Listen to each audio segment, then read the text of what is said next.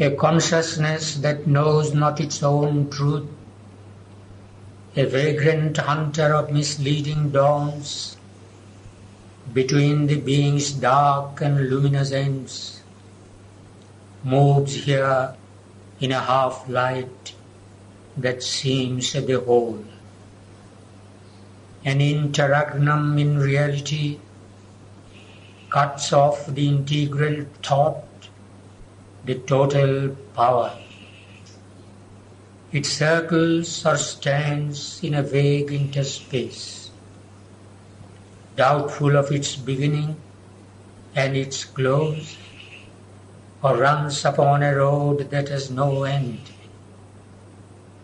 Far from the original dusk, the final flame, in some huge void in conscience it lives, like a thought persisting in a wide emptiness. As if an unintelligible phrase suggested a million renderings to the mind, it lends a purport to the random world. A conjecture leaning upon doubtful proofs, a message misunderstood, a thought confused, missing its aim is all that it can speak, or a fragment of the universal word. It leaves two giant letters void of sense, while without sanction turns the middle sign, carrying an enigmatic universe, as if a present without future or past, repeating the same revolutions whirl, turned on its axis in its own inane. Thus is the meaning of creation veiled. For without context reads the cosmic page. Its signs stare at us like an unknown script, as if appeared screened by a foreign tongue, or code of splendor, signs without a key, a portion of a parable sublime. It wears to the perishable creature's eyes the grandeur of a useless miracle, wasting itself that it may last a while. A river that can never find its sea, it runs through life and death on an edge of time. A fire in the night is its mighty action's blaze.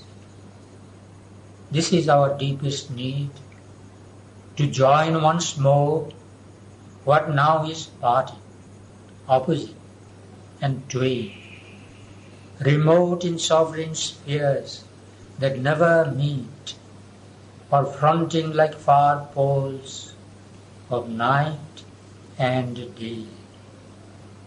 We must fill the immense lacuna we have made, rewake the closed finite's lonely consonant with the open vowels of infinity.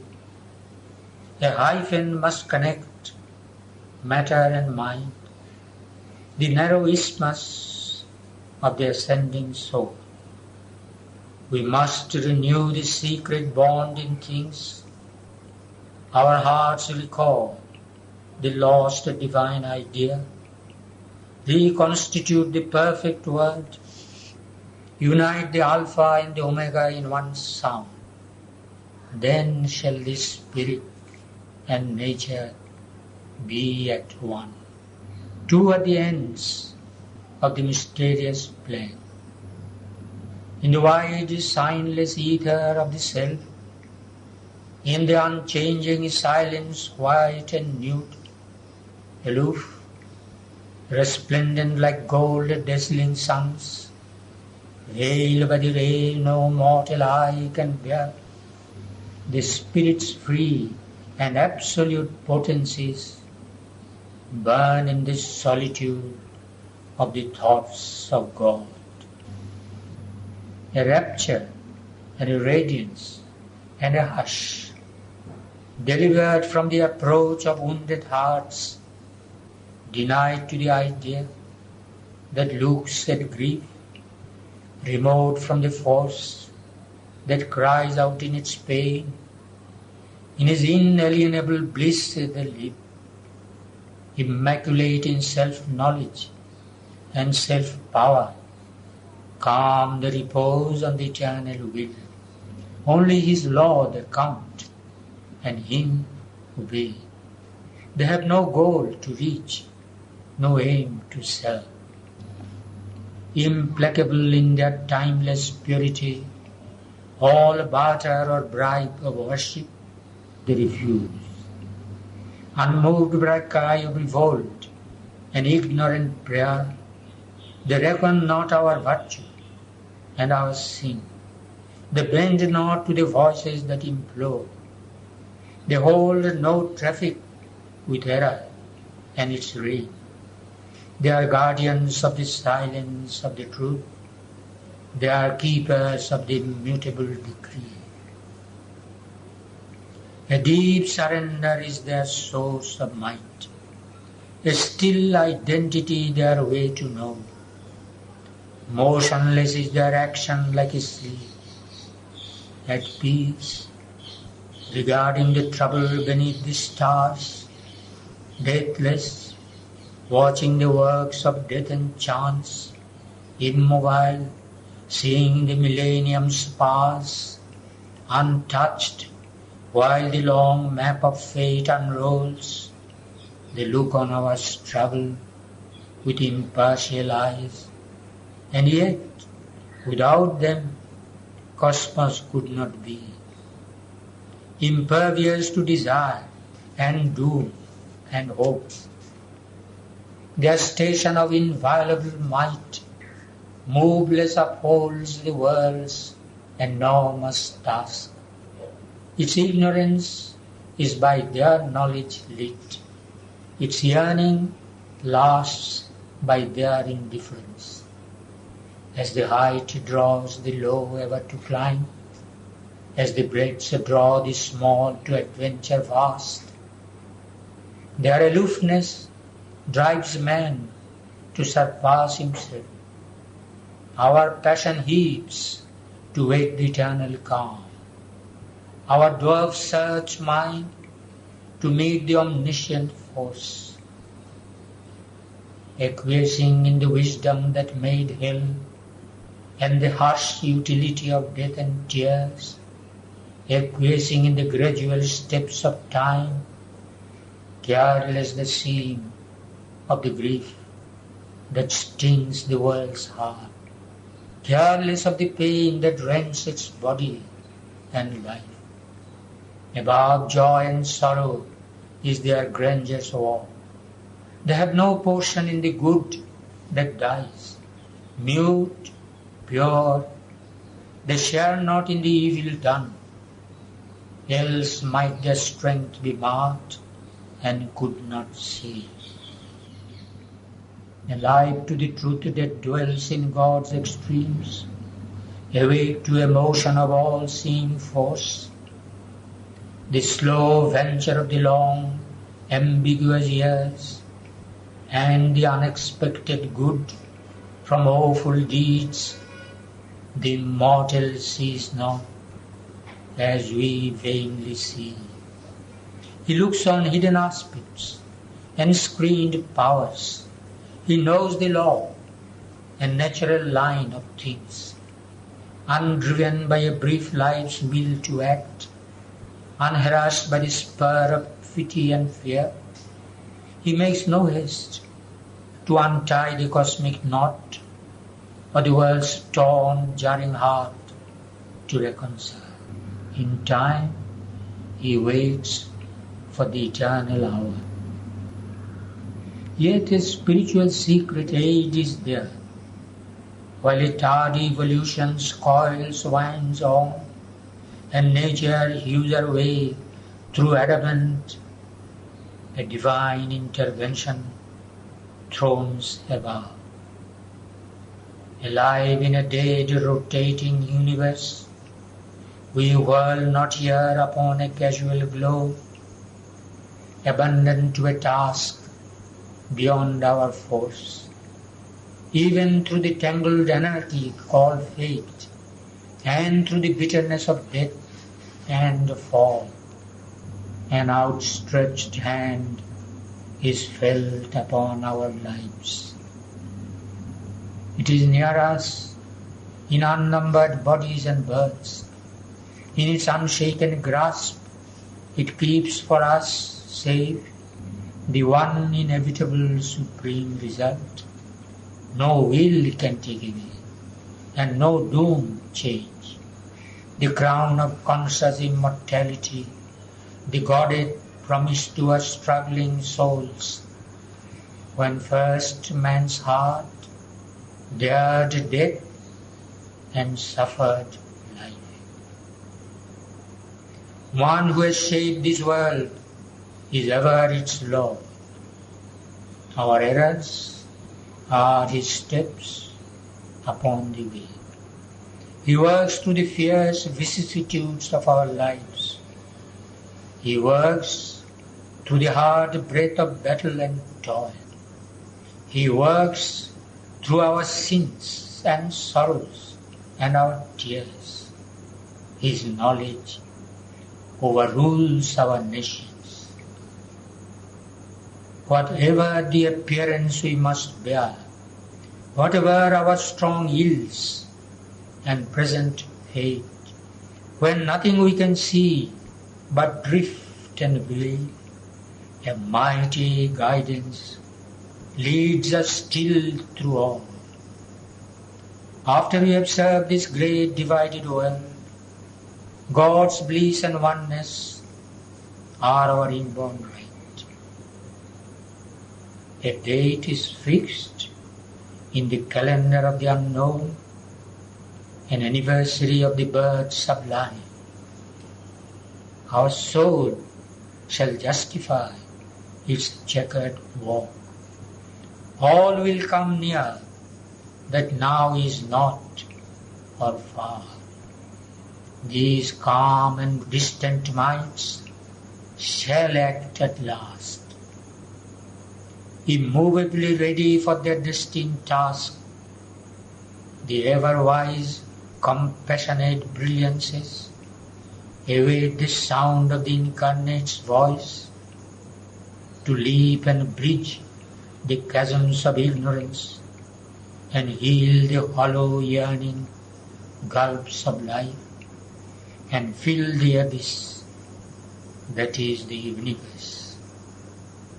Here, meanwhile, at the Spirit's opposite pole, in the mystery of the deeps that God has built for His abode below the thinker's sight, in this compromise of a stark absolute truth with the light that dwells near the dark end of things, in this tragic comedy of divine disguise, this long far seeking for joy ever near, in the grandiose dream of which the world is made, in this gold dome on a black dragon base, the conscious force that acts in nature's breast, a dark-robed laborer in the cosmic scheme, carrying clay images of ungone gods, execute trips of the inevitable idea,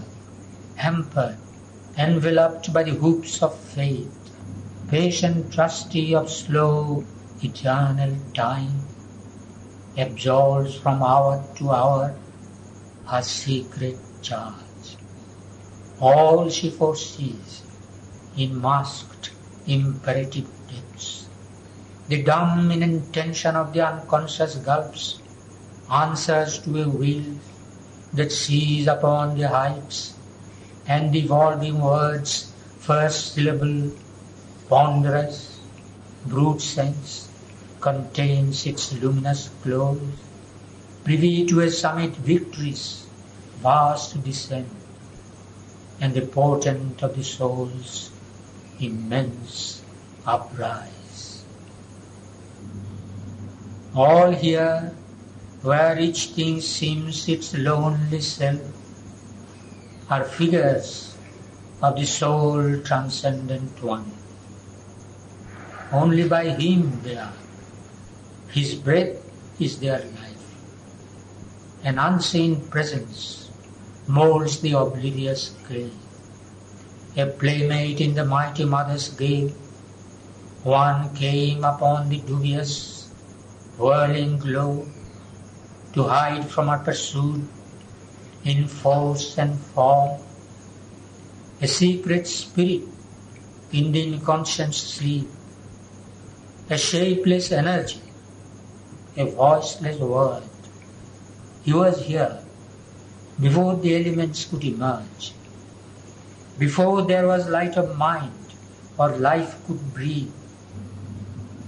Accomplice of your cosmic huge pretense, his semblances he turns to real shapes and makes the symbol equal with the truth.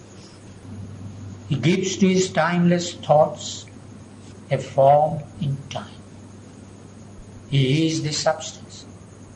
He is the self of things. She has forged from him her works of skill and might. She wraps him in the magic of her moods and makes of his myriad truths her countless dreams. The master of being has come close to her, an immortal child born in the fugitive years. In objects wrought, in the persons she conceives, dreaming she chases her idea of him, and catches here a look and there a jest.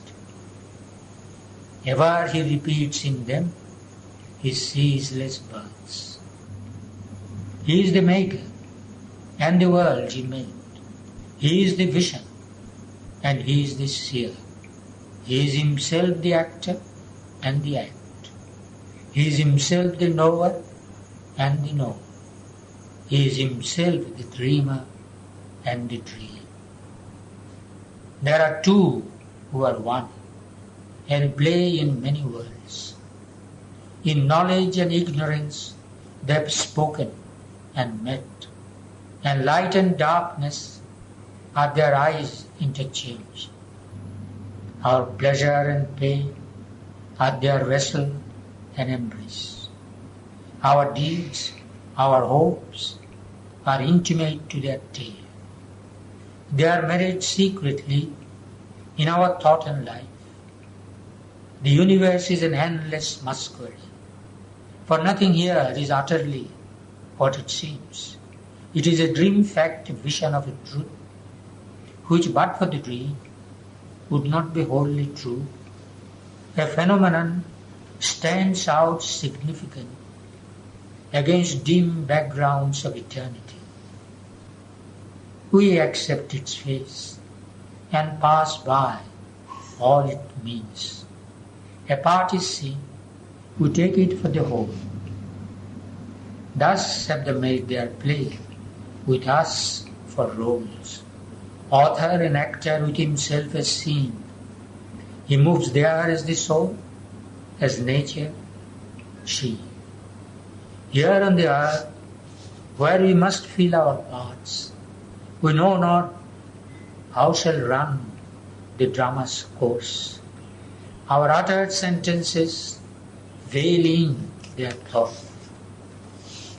Her mighty plan she holds back from our sight. She has concealed her glory and her bliss, and disguised the love and wisdom in her heart. Of all the marvel and beauty that are hers, only a darkened little we can feel. He too wears a diminished godhead here. He has forsaken his omnipotence. His calm he has forgone, and infinity. He knows her only. He has forgotten himself.